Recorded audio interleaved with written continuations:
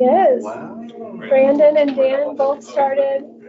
Brandon is taking over our litigation, so Amanda's old position. Got it. Yeah. All right. All right, good afternoon. Let's call this committee meeting on city operations to order. Let the record reflect it's 4 o'clock and all committee people are present. Looking for a motion for the August 21st minutes. So Discussion, comments? All in favor, say aye. Aye. Aye.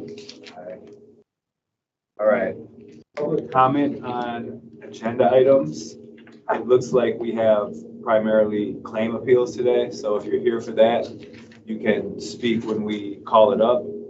And if you're here by chance to speak on either budget priorities or a resolution amending the claims policy, let me know and we can speak on that now. Seeing no people on that, let's move to our first discussion action item, which is a claim appeal for $565 trash fees at 1123 Haveman Street. Is Dave Mann available? He's not here yet. Okay, I'll put him to the end just in case he shows up or comes online later.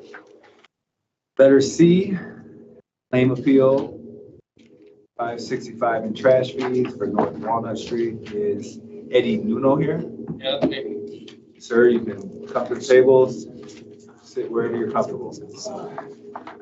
I just need a clarification as to why you guys are saying my property, 329 White Shiawassee, is invalid when the state of Michigan issued my tenant driver's license. He gets mail delivered there. My property has 2 addresses, and there's clearly a mix-up with the couch pickup, getting it for 330 North Walnut. Okay. I got forwarded an email as well too with some notes stating that allegedly y'all called my tenant, left a voicemail, but there's no record of it showing that that was ever documented. Sure. So there's a little bit of a process that we're in the middle of. And when I say we, I guess you could say the city. Us 3, we're on the city council, so we kind of hear the appeals, like what you're here for today. The claims review went through. I did read, and Mr. Allen, I'm sure you'll correct us and fill us in, but I did see a letter that did say, oh, I'm sorry for the mix-up. The couch was left on the Shiawassee, and sorry for the mix-up. But without taking it out of order, Mr. Allen, do you want to give a summary about what you know about this, if anything? So this property was cited for indoor furniture and outdoors on November the 3rd, 2023, with a compliance due date of 11/10/2023. Officer rechecked the property on 11/13/2023. Violation was still present. Submitted to our contractor. The contractor arrived on 11/21/2024. The item was still present and it was updated. I spoke with Lori in public service. She stated that the tenant never scheduled pickup of the item as required. On the form for the pickup, the tenant wrote 329 West Shiawassee, which is an invalid address. Public service tried to connect tenants with the tenant for the correct address. They left a voicemail message. The tenant never responded.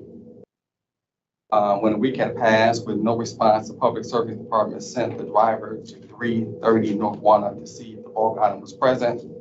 This office recommends denial of the claim that the tenant never scheduled pickup as required, provided Treasury with an incorrect address, and never responded to the voicemail message.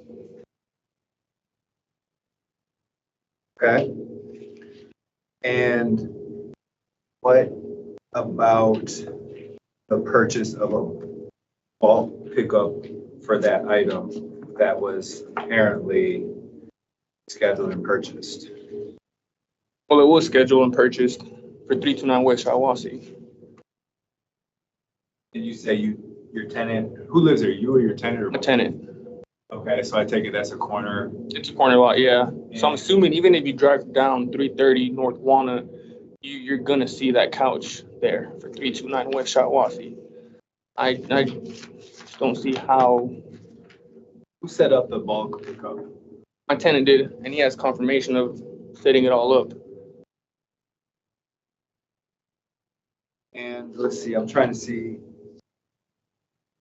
Denied claims review, looks like it denied the appeal or the claim, apparently. That's correct. Claims review denied the claim. Was there any rationale why they did that? I mean, they looked at the notice requirements and all of the components that they look into, and those were all met. In the notes from, I think the hearing is, the issue with the tenant, perhaps not calling back public service when the couch was originally missed, plus the incorrect address. The claims review committee determined that they were not the appropriate body to kind of make a judgment on that. And, they looked at the process of things, and that was all done appropriately. So they voted to deny the claim. Okay, and are there any questions from the committee? Walter, you said 329 wasn't a valid address? 329 West Shiawassee. Okay. I guess I'm confused because I pulled up the Google image from 5 years ago. The address 329 is on the house. And it comes up on Google 329 at this. So it's one building with two addresses. Mhm. Okay. And the building itself has 329 on one side and 330 on the other side. And like I said, he has a driver's license with 329 West Shiawassee. So my tenant put 329 since that's his mailing address. And from the pictures, it looks like the couch was in front of the 329 with numbers that said 329, but I have a photo of 330. Yeah, that's the Walnut side. That's the other side of the Yeah, you're house. looking at it right there on that picture on the right. That's the front of the house. Or I Yeah, don't so know. that's not this front of the house, that's the other side of the house. Yeah. That picture to your right, to the right side of the building, that's 330 North Walnut. And that picture you have right in front of you, that's 329 West Shiawassee. I don't know if you can see it, but it's on the door. It should be on the door. No, this is actually the 329. Yeah, that's 329. That's the other porch. And so, just so you can see it, there's the address in front of it. It's kind of an odd situation here.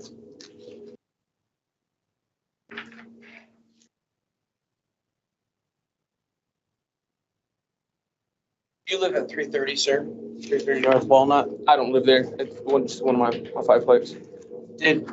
Did anyone from that address, when they received the violation, alert you that there was a violation? No, because I get my mail to my personal property. So I saw that it was, I got a ticket for it.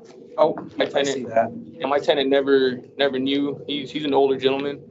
He has his phone. He always checks his voicemails, and he doesn't recall any calls from anyone, and it's not even documented on y'all's end if it was called. So I guess I'm confused. If the trash and debris correction notice was sent to both 330 and also 2710, which is your personal address, when you got that correction notice, why didn't you reach out to your tenant and make sure it's taken care I of? was already too late. You guys I think y'all picked up the couch. Well, like 2 no, days. this is the correction notice, and this was sent out, let's see, as Ms. Hagan said with the claim review committee, it was sent out based on the timeline on the date that it should have been sent out. You were then given the correct amount of time for law, essentially, to actually abate, and that didn't happen. That's the only reason why we ended up out there removing this. By the time I saw it and I called my tenant, the couch was already picked up. Right.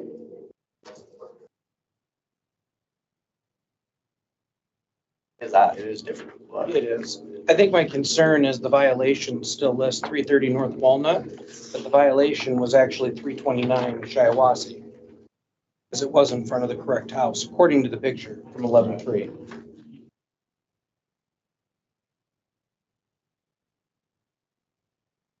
Well, I'll, just to continue, go ahead, any No, questions or no. discussion? So, just for part of the discussion, I mean, we all have a vote here, obviously, but I'm inclined to waive the fees. It seems like there was an attempt to remedy, but for a mistake of, I don't know, a corner of a property, where you put it. Other than that, it sounds like things were done fairly appropriately. Now, it looks like we have a new hauler. Is that a new name? I do appreciate the hauler for seemingly charging, the minimum, which is $300, it looks like, for that, and not an excess of anything extra. No, it's still Eric's. Oh, is it? Mhm. Okay, that must be another one I'm looking at. But yeah, I mean, it's one property and it's two addresses, and it seems like they bought the bulk trash pickup, so I don't know what else we could ask about. Other than that, you can't then, when you buy the trash pickup, you kind of have it out there and you kind of wait and you don't know when public services come in, and you definitely can't just dump it anywhere. So I would move to waive the fees, but further discussion. I agree with Councilman who's saying that, I clearly see this letter was sent. There was ample time to fix this and that didn't happen. But I would also say that when I'm looking at these violation addresses, we were a little bit sloppy because that's not the right address.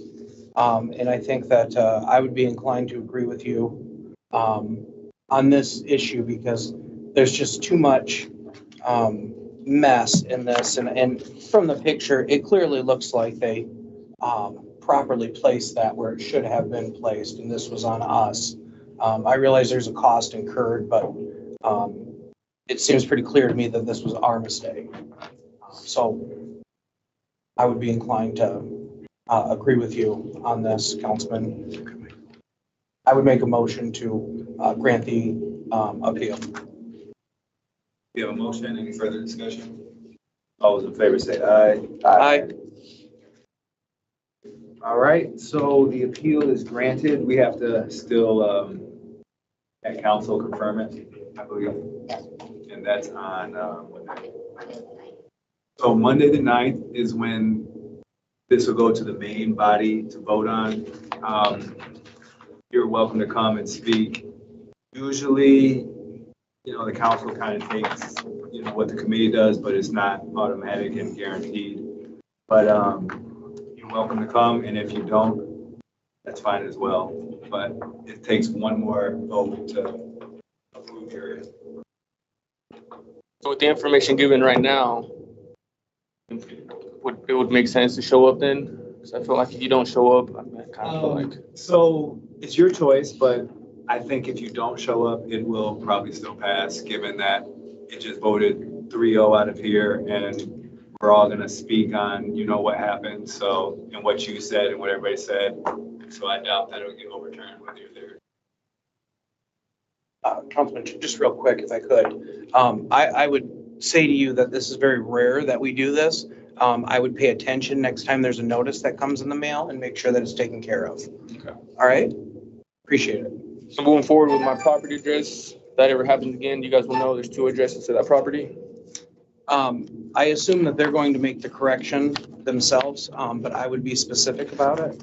But I'm referring to the letter that was sent to your home address. Make sure when you receive a letter like that, that there's a violation, that it's taken care of. Because I'm not inclined to do this twice. But I appreciate you coming. All right, thank you. Moving on to letter D, claim appeal for 1705 North MLK. Is James Williams here? Yes, sir. Table. And I guess first we can maybe start, Mr. Allen, if you're prepared to speak on that. I know we just moved to it. Just like a summary of what you guys went through, and then Mr. Williams, we could hear from your point of view, and then we'll have questions if you have them. Okay, so it It was a trash violation written on September 11, 2023, listing junk tires, loose debris, paper, plastic, metal containers. When they came back to do the inspection, and on the September the 19th, 2023, same items were still in existence, and it was submitted to our contractor to be cleaned on that day. I'm sorry. I was reading a little bit and not listening that well. Can you say that part again, please? I'm sorry. On 9/19, it was submitted to our contractor to be cleaned up. Okay, so I saw it was fire damage. What, I saw that too.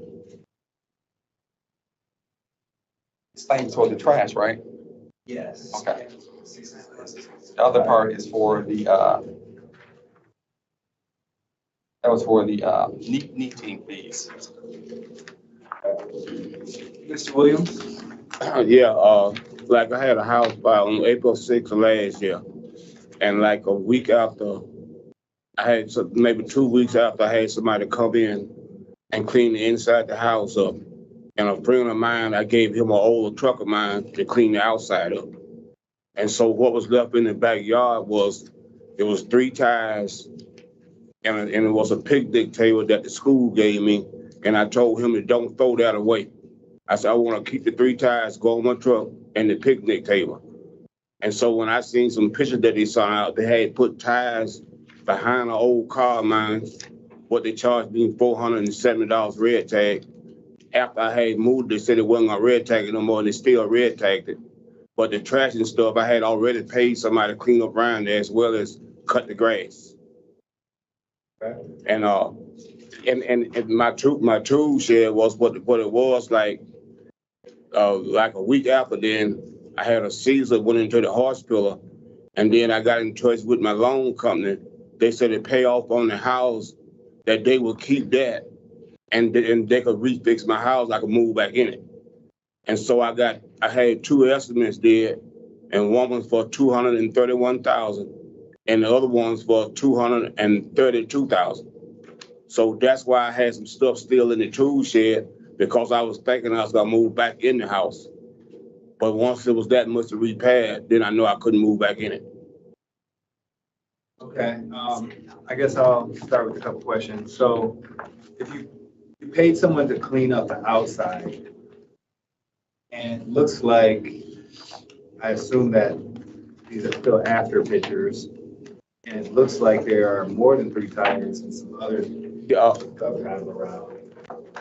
What happened, some of the tires that I had in my tool shed, they took them out the tool shed and put them behind the car, like I hadn't cleaned up around it. But you said the code came and moved them, or who? Whoever company came, moved them, they took tires out of the tool shed and put behind the car. Like made it look like I had put that back there when they was in the tool shed, and I had more stuff in the tool shed because I was thinking I was gonna move back in the house.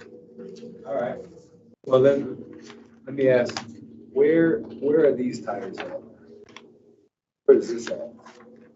No, I didn't. Here's another house, like what is back, fence is back there. They have tires and stuff in theirs too, what the fence is towed down it. Okay, so are you saying these tires aren't part of you and your? No. Do you know, you recognize this from this picture? No, I don't recognize those tires. There's a few pictures you can flip through them to see what's on there.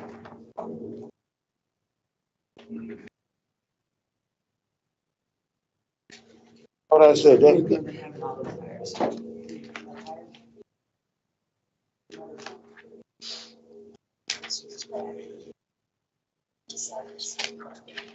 well, they took stuff, pictures of inside of the sunroom. Like pictures, this is like inside of the sunroom. Which is not even outside, it's inside of that sunroom. So, I don't know exactly what the house looks like, but arguably, I've heard the city call the sunrooms, like those indoor, outdoor rooms, part of the outside. Don't shoot the messenger. I'm just saying, I've seen it and I think that might be considered the outside. Attorneys, do you know by chance? I mean, it's a very fact-specific situation. It depends on if it's open and accessible or if it's, closed and locked. I can't give a. Well, this one was closed.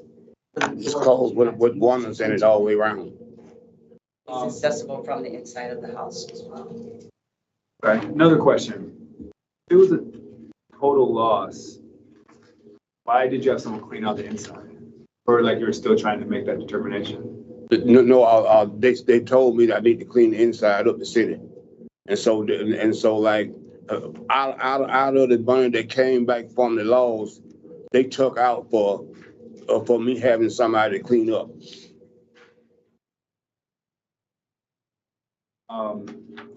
Walter, I know obviously you don't go on all these runs and you're relying on other people's information and pictures and stuff.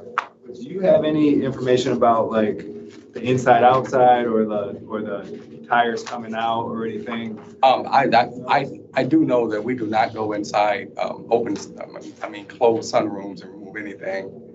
Our contractors doesn't do it and our workers do not do that. So if they did anything, it was definitely open and accessible, when they removed anything. That stuff in that sunroom, they took pictures of that. That's still inside the sunroom.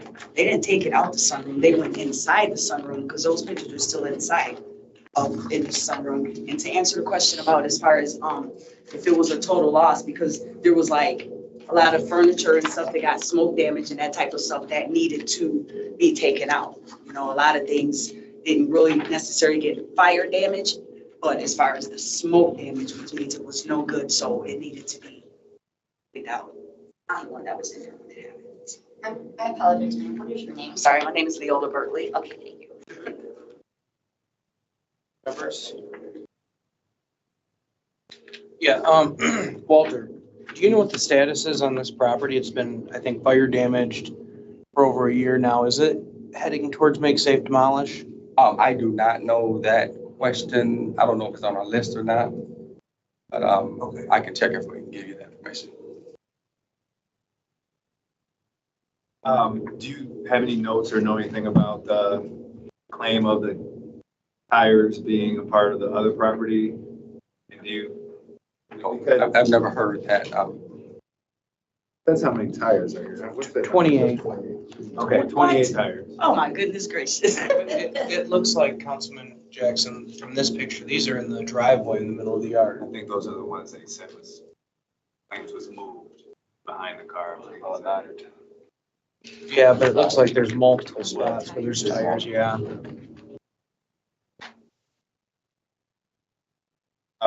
Where are these bikes at?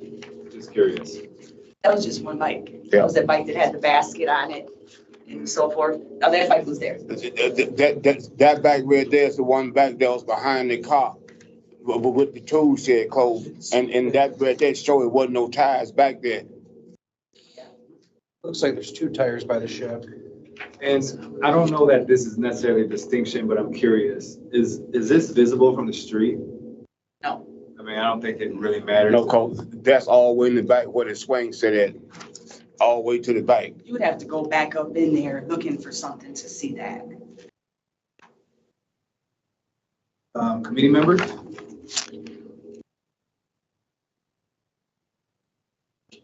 Let's take over for claim. Claims review. Can you tell us what?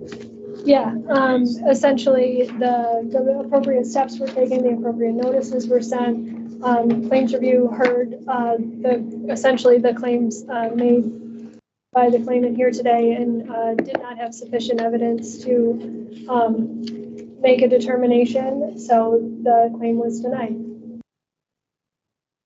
Meaning that, okay, because I always appreciate what you guys do. You kind of Deliberate. Yeah, but isn't it true that at the end of the day, you guys just like basically look at process, procedure, and not quite like mitigating circumstances or anything else like that? Because you said it was inconclusive to make a determination. The primary focus of the Claims Review Committee is to review the process and make sure that the appropriate notices to the appropriate people were sent out. However, the Claims Review Committee does hear from the claimant and can take those things into consideration. In my notes on this case, my notes indicate that, you know, there wasn't any supporting evidence, and so it wasn't taken into consideration.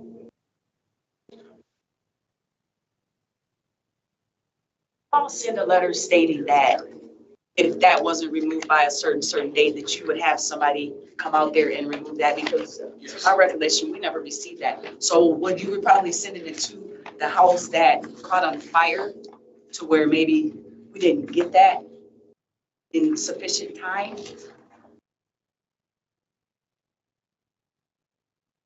We've been out of that place since the 6th, so.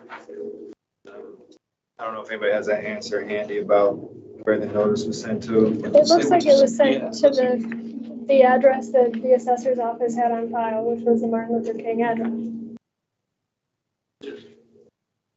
Which is the standard process. The system looks at the assessing information. The BSNA system looks at the assessing information. It's so strange because we would know that nobody's living there if it's either red tagged or, you know, condemned.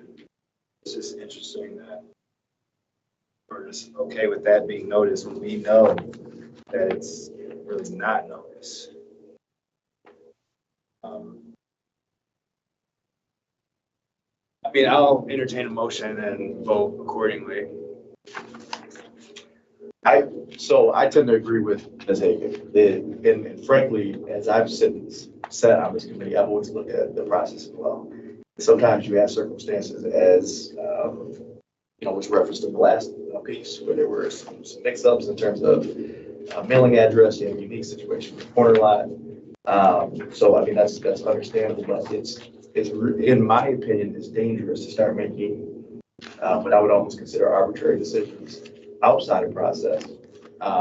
Because again, if you're not consistent across the board as a committee, even if it's just a consistent committee members do it over the course of a year, then you set yourself up for exposure. So for me, I don't see any, I mean, it's a lot of money, but there was a lot of trash that was cleared. The notices were sent correctly. I I mean, disagree. there's absolutely, for us, I don't think there's anything that we can go on in terms of, I mean, of course, they can always appeal this to circuit court should it be denied here, or even set up a payment plan with the treasurer. But I don't see anything to support the claim, so I'm going to move for denial of full. Any other comments? I would agree with Councilman Hussein. You know, it's tough. I get it, but without having anything that is like the previous one where there were extenuating circumstances, I mean, this is pretty open and close. Unfortunately, there's a lot of trash in these photos, so I would agree with this motion to deny. Okay, and before we vote, I'll make my comment. I'll go against I'll support his appeal because one, it's clear that notice wasn't sent to where they live. I mean, if we tell people we can't live in the house because of fire damage or whatever it is, then we can't also expect them to receive their mail and stuff there. Now, granted, I don't know whose responsibility it is to update the address, but at the same time, we know he wasn't living there. And two, I mean, I believe the two people's statements today that all those tires weren't there. I do know that properties abut really closely, share fence lines, people throw all types of stuff in between that area. And just from their reactions, I can't believe that 28 tires were there. And it also sounds like there's some discrepancy between inside the breezeway, inside the little garage thing. And so I would vote that way. Any other discussion? We have, Ryan, did you make a motion? Adam, to deny. All those in favor of denying the motion, say aye. Aye. And opposed, opposed. 2-1, the motion is, your appeal is denied. Out of committee. On Monday, heard from the last time. The whole 8-body council is gonna vote. They're gonna hear pretty much the same thing. We're gonna do our best to represent what's discussed here. And you'll have a chance to speak and people will vote. If you come, even if you don't come, we'll still say what happened and people will still vote. So that would be, if you choose to come, this coming Monday, 7 o'clock, right over here. 7 a.m. Yeah. 7 p.m. If you come at 7 a.m., Oh, no. I'll be Name here might till be 7:30. Oh, okay. No one will be here. All right. Thanks for coming and what happens? Thank you. Two. Let me just finish these notes real quick.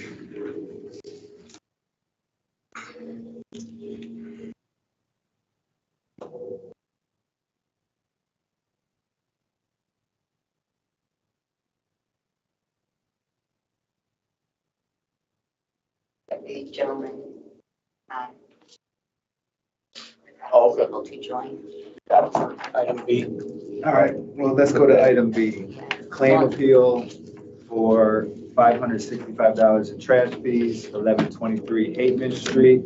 Is Dave Mann appearing remotely? I think you have to tell him he's got to unmute because we can't do it. Mr. Mann, if you can unmute your device, we will be able to hear you probably. Can you hear me now? Can you hear me now? Yes.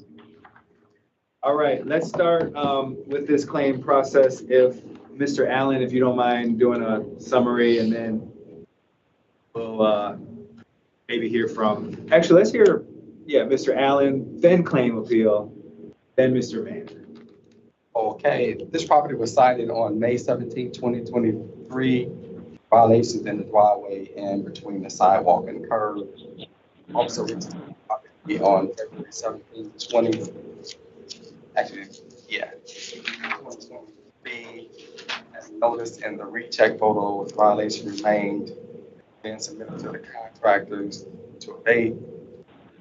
The contractor arrived on March 2nd, 2023. The violations between the sidewalk and curb were removed.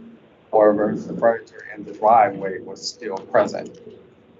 Office recommends denial of the claim. Can we go back? Yeah, this is- Notes are jumbled, right? So property was cited on when? This says May 17th. 17th. It's like the pictures are dated February 17th. Yes. Okay, so it should have been February. And then the recheck certainly wasn't the same day. So when was the recheck? Right, yeah. So the violation was 2/8. The recheck was February 15th. Yeah. It looks like the recheck happened. 15th. Yeah. And the abatement happened on the 17th. Yeah. It's dated. So, And Mr. Allen, from my understanding, was the original violation just for the curb, or did it also mention the driveway?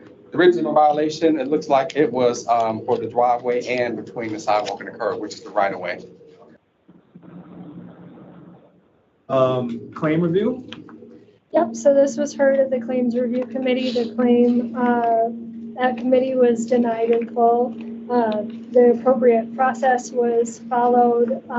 The deteriorated furniture, the chair bottom, was still present. And so the claim was denied. Okay. And Mr. Mann, do you have any comments on this? Yes, I do. They charged me $51 to get rid of two fairly large items. That was curbside. But I forgot about the chair, the bottom half of the chair. And I'm handicapped and I can't do things like that for myself. And I made arrangements for the chair to be taken care of by one of my buddies, but it wasn't gonna be for about 10 days. I called, I forget the man's name. I called him and left a couple of messages on his answering machine that I had made arrangements. He never called me back, and then they set the contractor to trespass on my property and take the bottom half of the chair. And then they charged me $565. I find that ridiculous. Why wouldn't they send the same truck that picked up the other stuff? One item is $35. So if they'd sent that truck and taken the bottom half of the chair, charged me $35, I would have had no problem with that at all. $565. Where's the common sense in this? I mean, I find it ridiculous. I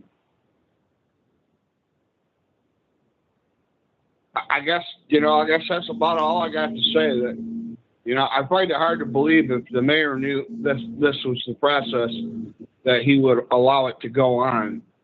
The private contractor, he probably took 5 minutes to trespass on my property, grab the chair, throw it in the back of his truck, and he charges $300. Where is the common sense in that?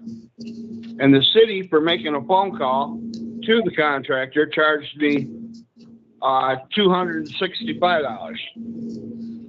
That's kind of my biggest beef is, they $35 for one item. Why don't they just send that same truck, charge me another $35, everybody walks away happy? Okay, thank you for your comments. I guess, that's pretty much what my side of the story is, I guess, if you want to call it that. That's, and on top of that, another thing you might review on your policy is that they've been tacking on, I've been appealing this the whole time, and the city keeps tacking on late fees on the fee that I'm appealing, which I don't think that's right either, but that's my opinion. Because it went from 565, and the last notice I got was 647. Okay, thank you for those comments. I'll try to just make a couple statements of the process as I came to understand it. First has to do with the price. The price was basically set a minimum of $300 for the process of someone having to come out and remove it. It's based on the smallest amount of like 3 yards, cubic yards that they can take. So anything more than 3 cubic yards would be more, but anything less is still charged at 3 cubic yards. And the other part of that $300 is the $265, which is the administration fee. Some people came together and decided based on claims review, everything that happens, the meetings, the phone calls, that it's $265.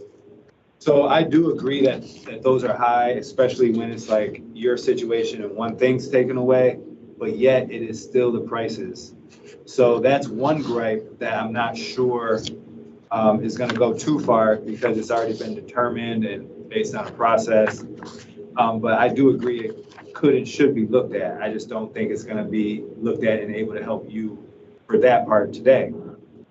And as far as the $35 bulk pickup, that is its price because it's a planned thing. It's established where, you pay $35, you put a tag on it, the people know about it, and then they plan to pick it up when they go around that area.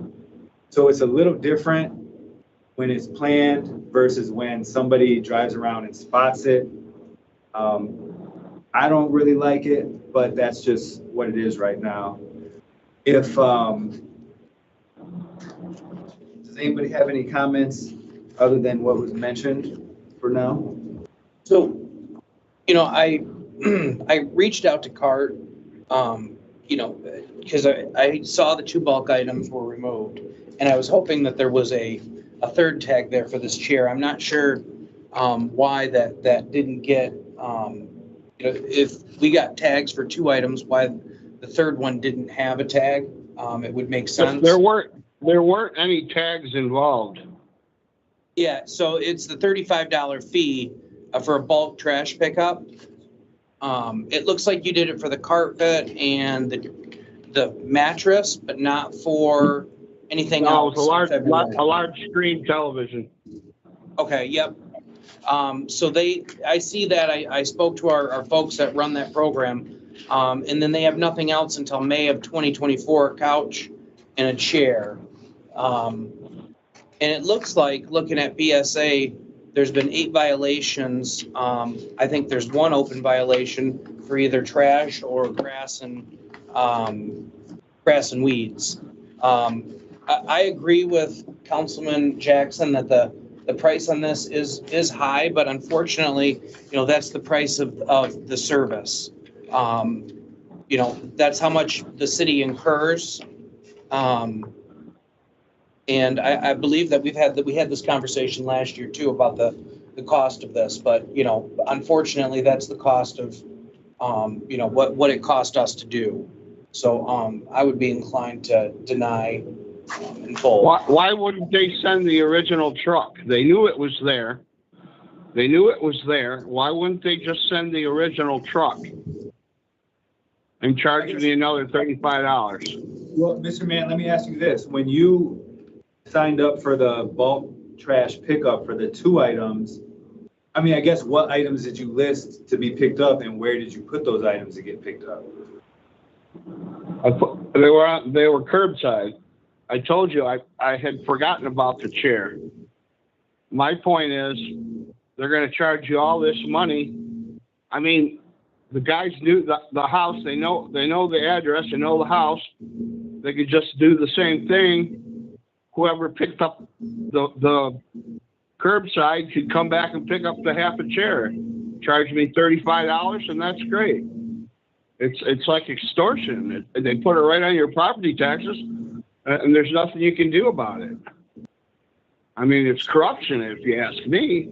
I mean, but let's think of if they came and picked up that chair and then you say, and because it wasn't listed and it wasn't paid for, but then all of a sudden you or somebody in your situation says, wait, that was my chair. I was fixing it, or I was doing something, or it has sentimental value. So I really doubt the city bulk trash would just pick up things that are not paid for and not out by the curb and not on the radar for them. That's what happened anyway. It's not paid for. Nobody paid that guy to come over here and do that. He didn't get paid. It's still pending. So, I mean, what's the difference there?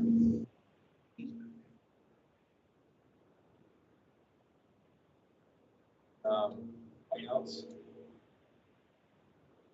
Taking a motion? Yeah, I make a motion. And the chair didn't resemble anything that could be sat in. It was half the chair, and it was broken. It was broken down. It was all broken up, and so nobody's going to mistake that for the neighbor's chair. I agree. For something we're sitting outside barbecuing on. I just wanted to highlight that the city would not come back beyond where the designated bulk pickup would be to get something that's not on their radar. It might have been on the code's radar, but it's not on the pickup people. The pickup people are just looking for the 2 items on the curb. But so the city won't do it, but they'll call a complete stranger contractor and have them come trespass on my property to pick it up. That's the way it works. After they see that the violation wasn't taken care of, but yes, we have a motion to deny the claim. All those in favor, to deny the appeal, all those in favor, say aye. Aye. All right, sir. The committee voted to deny your appeal. However, the final vote is on Monday, 7 o'clock. You can appear in person or you can appear remotely like you are now and make a comment. then once the whole council votes on Monday, it will be the official determination. I guess you could appeal to a higher court if you wanted to, and if it doesn't go your way. Well, yeah, I plan on suing the city in circuit court when it's all, that's what the piece of paper said. That's my next recourse. So. Yes, sir. Who is my council person? Is it Jackson? It is. I spoke with him. I've left him messages for the last few days. I spoke with him like 7, 8 months ago. And he told me I had to follow the process. And I'm not sure, he hasn't called me back. I don't know if it's after this meeting here that we're doing now, or if it was supposed to be prior. He said most of these cases, like I'm going through, they will dismiss them. So I'll have to wait and talk to him and get your guys' final letter saying my claim was denied. So. Okay. Is he sitting there right now? Tell him to call me. I'll let him know. I am Mr. Jackson, Mr. Man. Sorry. All right, sir. Thank you. All right. Moving on to letter E. Discussion on budget priorities. Council people know, and this is, I guess, for the general public, anybody listening, that each year, council, through its committees, through its individuals, through its committee as a whole, comes up with various budget priorities that we put into a document and send to the administration as a request, wish list for things that we would want to see the administration put in the budget. So each committee goes through the exercises of coming up with things that might be relevant for it.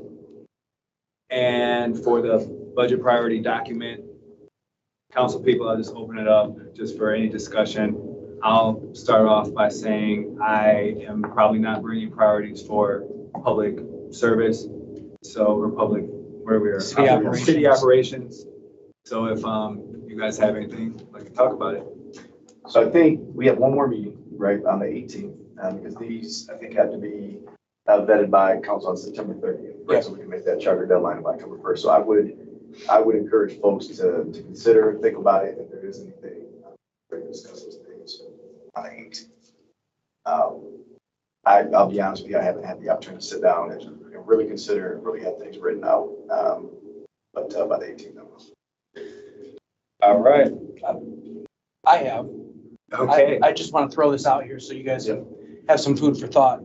I spent the weekend going around the first ward and hitting potholes, crosswalks, all kinds of issues, within the road and drainage, things like that, trying to get stuff kind of cleaned up for winter. One of the things I noticed is crosswalks, and so many busy intersections have worn away and not been replaced, and they're hardly visible. And I think talking about ag, we're not talking about skywalks. No, yeah, I'm talking about the white lines, and actually they use tape. I didn't know that. And the tape is very durable, but after years it wears out. And there's a lot of really busy intersections like Cedar and Elm. There's a 496 crosswalk right there across the road that, I had to basically run to get across, but the lines have gone missing. So I would like to see an emphasis on getting crosswalk tape for that department. I know it's, rather expensive, but I also think we need to start marking those, especially seeing road striping go through a lot of areas in Lansing. If we start marking these crosswalks, so they're visible to drivers. We've seen people, I have, walking down Michigan. Clemens is, the dead end at this point, and, you have a clear white hand to cross, or a little person to cross, and cars are just turning right in front of you and you're almost getting hit. And it's because that crosswalk's barely visible. So Ryan, could you either do it yourself or work with office staff, get something in writing for this committee to consider by the 18th? Yeah. And I wonder what that looks like too, because we, in terms of the striping that just happened on all the major roads, what we did was we put out an RFP in the early summer for that. That was awarded, and then I think the contract called for all of that to be done by like late August. And so I don't know if that's something we contract for or if we do that in-house, but regardless, I tend to agree with those things. Yeah. So. And I think that there's probably a mix because we have Old Town right now where I'm working with the mayor's office to get those crosswalks. They've ordered the tape to, put those crosswalks, especially in a high traffic area like it. There's tons of foot traffic and you can't see it. So yeah, I can clean that up a little bit and put it properly. The other thing that I, would like people to think about, and I've talked to Andy Kilpatrick about this today as well. We have issues where we've got sinkholes in our streets that are caused typically by the homeowner's sewer because they can't afford to pay from the main sewer line in the middle of the road to the curb, and we require that. And that's the most expensive part of replacing your sewer line, is that part, because you got to tear up the concrete and they've got to pay to put the road back in and the curb back in. So in discussing that with Andy, trying to figure out a way that we can come up with perhaps a fund or a way to put that on someone's property taxes and let them pay it off so they can afford to fix those things. This came about because of, again, the sinkholes in our roads, and we're kind of throwing our hands up that we can't do anything about the sinkhole because it's on the homeowner, but they can't afford to fix the problem. So we just keep filling the sinkhole and it keeps getting bigger and bigger. Right. And there's 109 sinkholes right now on our roads. Yes. And I can clean that up and bring a proper. And just, did I hear you saying that we're gonna search for money to help? Yes, and I think the idea, extend it out. and I think the idea behind that would be, and this would be a legal question, if we did that, like similar to Board Water and Light, where they offer, payment assistance where it is put onto the taxes, like replacing sidewalks or something, a special assessment. And then they're able to pay that off, with their tax bill over so many years, which would actually make that affordable. And with the thought in mind that our housing stock is aging rapidly, and we're all going to have to cross this replacement at some point. Right. Thank you for putting those nuggets in our basket. A little ice cube in that hot water. All right. You guys have the email. Anything else on that? No. Yes. Was this from? This was the email that Greg Yeah, sent. right, perfect. All right. Moving on to our last topic. A Do you need a copy of it? suggested Okay, policy to kind of, for the claim review process. We just went through 3 claim reviews. And I'm looking for my notes, but I don't see them. I remember it. Currently, currently the policy requires for claim reviews a member from the city attorney's office, a member from city council, which we use the internal auditor, and a member from the mayor's office. administration. And what we're considering looking at and reviewing is there's been,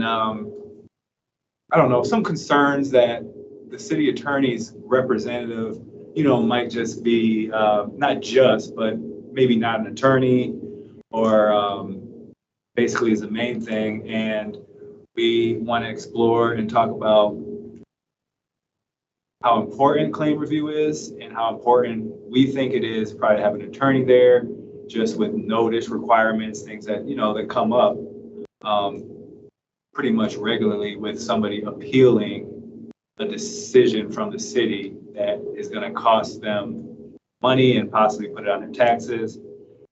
So definitely proprietary interest there. And we're just basically switched the language up to require a licensed, I know it says barred right now, but a licensed attorney to be one of the representatives from the city attorney's office. I cover that.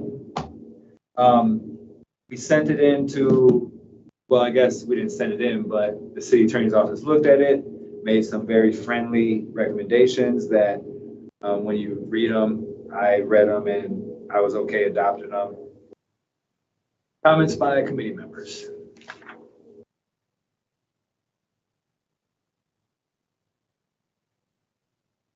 Yeah, I don't have any issue really with what Greg said in terms of the amendments. I'm trying to read at least the first two bullet points. I'm trying to figure out his third says, the final whereas clause has an awkward structure as it partially repeats as it partially repeats and partially restates things contained in the other clause of the resolution. It begins by referencing the 1987, which is resolution 0253. Resolution again then appeals to council and ends referencing the intended new makeup of the committee rather than the existing language. The intention of the resolution is required the representative of the city attorney is a licensed attorney, which is how I primarily read this. You may be able to eliminate the final whereas entirely. So if you eliminate that, you don't lose You don't lose any of them. we don't do it. No, I mean, because the operative language would be in the now therefore be it resolved, and that Right. specifies that it's your internal auditor, representative for the mayor, and a And instead of license, bar, we put license. please. Got it. So I would agree. I think we could eliminate the third whereas, or I'm sorry, fourth, which is the final whereas completely. And I still think that this gets after the exact same thing. So I would move to amend by taking out that last whereas, that final whereas, and then and I'm sorry, that now therefore be it resolved on Monday. I would strike the bar language and insert licensed. And with those amendments, I would move the resolution. All right, discussion, further discussion? City attorney, representative, do you want to chime in or anything to add? Nope, this is entirely a council call. The city attorney's office has no problem with staffing with however you would prefer, via resolution us to staff those committees, and we're prepared to move forward. All right. Proper motion in place, discussion is had. All those in favor say aye. Aye. Opposed? None. It's passed with the amendments as stated on the record by Mr. Hussein. Any other business to talk about? No. Seeing none, the meeting's adjourned, 4:57. Right.